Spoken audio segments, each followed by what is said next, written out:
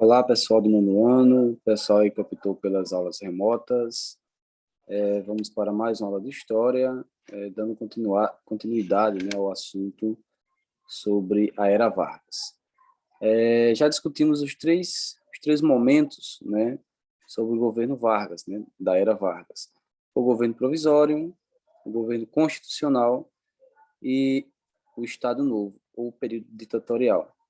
Aí, dentro desse Estado Novo, né, tem duas questões importantes. A primeira delas é a que vamos discutir nesse momento, que é a participação do Brasil na Segunda Guerra Mundial. Um conflito que vai se iniciar em 1939, vai se estender até 1945. E, no início dessa guerra, o Brasil não tinha optado por nenhum dos lados. E se pensava, né, que o Brasil, principalmente por causa de Getúlio Vargas, ter essa ligação, né, essa valorização do ideal fascista, né? Inclusive o Vargas ele vai enviar alguns judeus, né, como por exemplo a Olga, para para a Alemanha nazista. Então se esperava que o Vargas ele optasse, se fosse optar por um lado, né, escolhesse o lado dos alemães, tá? Mas isso não acontece, tá? Por alguns motivos. Primeiro porque os Estados Unidos ele vai injetar dinheiro no Brasil, né? A, a, a construção das indústrias de minério no Brasil, né? Como tem um nome aqui, mas não estou vendo, né? A Companhia de Siderúrgica Nacional foi dinheiro que veio dos investimentos dos Estados Unidos, tá certo? Dentre outras companhias, né, que foram criadas. Então, e além disso, né, se o Vargas optasse pelo lado dos alemães, provavelmente os Estados Unidos teriam invadido o Brasil, tá? Até porque a ponta, né, do Nordeste, né, ali, foi muito importante, né, para os aliados. Inclusive foi conhecido, né, principalmente a base de Natal, como o trampolim da vitória. Até porque por essa base, né, por essas bases que tinham no Nordeste, os aliados conseguiam, principalmente dos Estados Unidos, conseguiam adentrar na África e, adentrando na África, eles conseguiam chegar à Europa com mais facilidade, sem tantas interrupções, né, dos países do eixo, tá certo? Então, são dois motivos aí, né, que vão fazer com que o Vargas ele escolha o lado dos Estados Unidos. A questão financeira, tá certo? Os investimentos que são injetados pelos Estados Unidos no Brasil, e o segundo motivo é provavelmente os Estados Unidos, caso o Brasil optasse pelo lado dos alemães, invadisse o Brasil, tá? Essa questão geográfica, né, que eu falei para vocês, que a partir do momento que o Brasil se alia aos Estados Unidos, vai ser importantíssima, né, do meio para o fim da guerra. Uma outra questão que foi discutida, né, quando o Brasil já ficou do lado dos Estados Unidos, né, dos aliados, qual seria o papel do Brasil, né? De início, e aí está falando no livro de vocês, lá na página 26 do livro didático, lá no quarto parágrafo, né?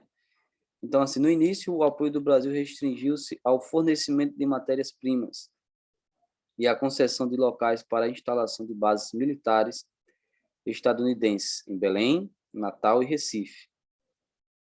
Essa postura, entretanto, mudou com a entrada do Brasil no conflito em 1943, ao lado dos países aliados, né? E aí ficou decidido, em 43, né, que o Brasil enviaria tropas, não sabia quantos, né, quantos soldados.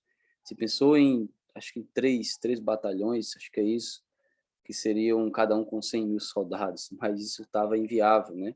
Primeiro porque o Brasil não tinha armamentos, e segundo porque o Brasil nunca tinha participado de uma guerra grande, tá? Não tinha como o Brasil enviar tantos soldados assim para uma guerra mundial. E como é que foi feito isso, né? Alguns militares dos Estados Unidos vieram para o Brasil, deram treinamento aqui. Alguns comandantes do Brasil foram para os Estados Unidos fazer treinamento lá. Veio armas, né, armas com bem mais tecnologia para o Brasil, tá certo? E aí, em 1944, o Brasil vai enviar aí cerca de 25 mil soldados, né, sendo compostos aí pela Força Expedicionária Brasileira, a FEB, e a Força Aérea Brasileira, né? Então, foi mais ou menos mais de um ano, né? Quase um ano e meio, para que depois que o Brasil, né, ficou decidido que o Brasil enviaria soldados para a guerra, então mais de um ano, quase um ano e meio, esses soldados chegaram lá na Itália, né? Se criou até uma frase que dizia o seguinte, né? Mais fácil a cobra fumar do que o Brasil ir para a guerra, né? Enviar soldados para a guerra. Inclusive, as forças brasileiras, né, usavam um símbolo de uma cobra fumando, que era um símbolo alternativo, né? Tinha um símbolo oficial, né, e tinha um símbolo alternativo, que era uma cobra fumando, tá certo? Então, o Brasil, a FEB, né, e a FAB vão combater no sul, eles combateram do sul ao norte da Itália, tá? Tiveram importantes vitórias, tá certo? Como, por exemplo, né, aí deixa eu ver, no sexto parágrafo, né, a FEB obteve uma série de vitórias, na página 26, tá? Obteve uma série de vitórias consagrando o espírito patriótico, criativo e destemido do pracinha brasileiro, como eram conhecidos, né, os soldados brasileiros. Entre essas vitórias podem ser citadas Camaiore, Monte Prano, né, Monte Castelo e Montese, né, que foram uma das mais importantes, as duas batalhas mais importantes dos soldados, né, da participação brasileira na Segunda Guerra Mundial, tá certo? Aí tem outras cidades, né?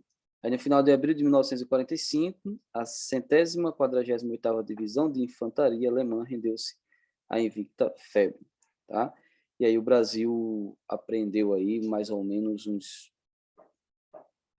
20 mil soldados, né, alemães e italianos, tá? Alguns comandantes.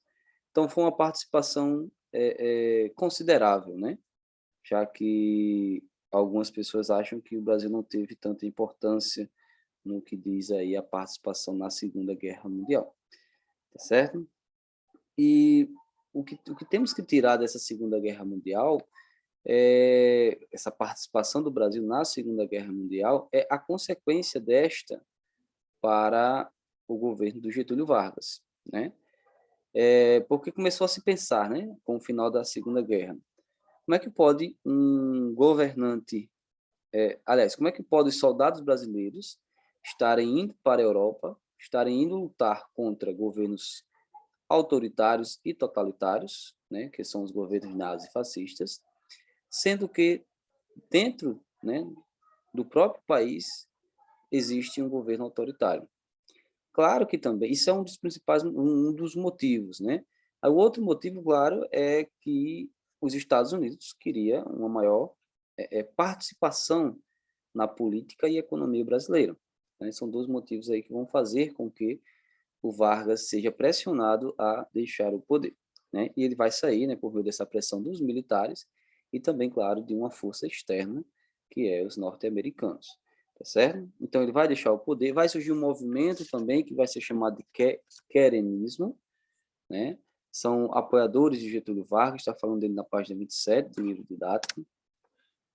Então, é um grupo que vai defender, né, a ideia da redemocratização. Eles reconheciam que existia um governo autoritário, que era do Getúlio Vargas, mas, ao mesmo tempo, eles queriam a redemocratização com Getúlio Vargas no poder. Eles queriam que essa redemocratização fosse feita pelo Vargas, né? Então, várias pessoas foram às ruas pedindo a permanência de Vargas, né, que esse processo de redemocratização fosse feito por ele. Certo? Então, Vargas vai renunciar ao poder. Em 45 vai ser feitas novas eleições. o Vargas vai ser eleito senador, né? Ele não sai da política, ele é eleito senador e vai ganhar o general Eurico Gaspar Dutra, que foi apoiado pelo Vargas também, certo? Então, são temas para outros capítulos, tá certo? Ainda sobre a Era Vargas, tem a questão indígena na Era Vargas, né? Lá na página 28. Então, o Vargas, ele vai tentar, como eu posso dizer, né? Ele vai tentar ali governar tudo, o país todo, né? Ele vai tentar ali, vocês lembram, né, da ideia dos interventores, que ele queria mais proximidade com os estados? Então, da mesma forma, vai acontecer com os indígenas. Ele vai se aproximar desses indígenas, tá certo? Com o intuito de controlar essas fronteiras, né? Até porque a maioria da população indígena está lá na Amazônia legal, tá certo? Então, o Vargas vai tentar essa aproximação com o intuito aí de civilizar, né? Com o intuito de tornar levar modernidade para esse indígena, de incluí-los na sociedade e divulgar a ideia que eles fazem parte da nossa sociedade, certo? Então, aí no terceiro parágrafo da página 28, diz o seguinte, né? O programa Marcha para o Oeste foi criado com o objetivo de inserir as populações sertanejas e indígenas no contexto brasileiro, especialmente nas regiões Norte e Centro-Oeste. Ele promoveu o enaltecimento dos indígenas como parte valorosa, guerreira e heróica de nossa população. E essa Marcha para o Oeste é com esse intuito, né? O Vargas tentando levar e incluir essa população, né? Então, eles marchando para o oeste, que no caso é essa região que faz parte da Amazônia Legal, tá certo? Aí, continuando, né? Foi criado o Conselho Nacional de Proteção ao Índio, o CNPI, vai ser dirigido aí pelo Marechal Cândido Rondon. Durante esse período, as comemorações do Dia do Índio vão se intensificar, né? Foi criado em 1934, e agora vão se intensificar mais ainda, tá? Principalmente nos museus, nos centros culturais, tá?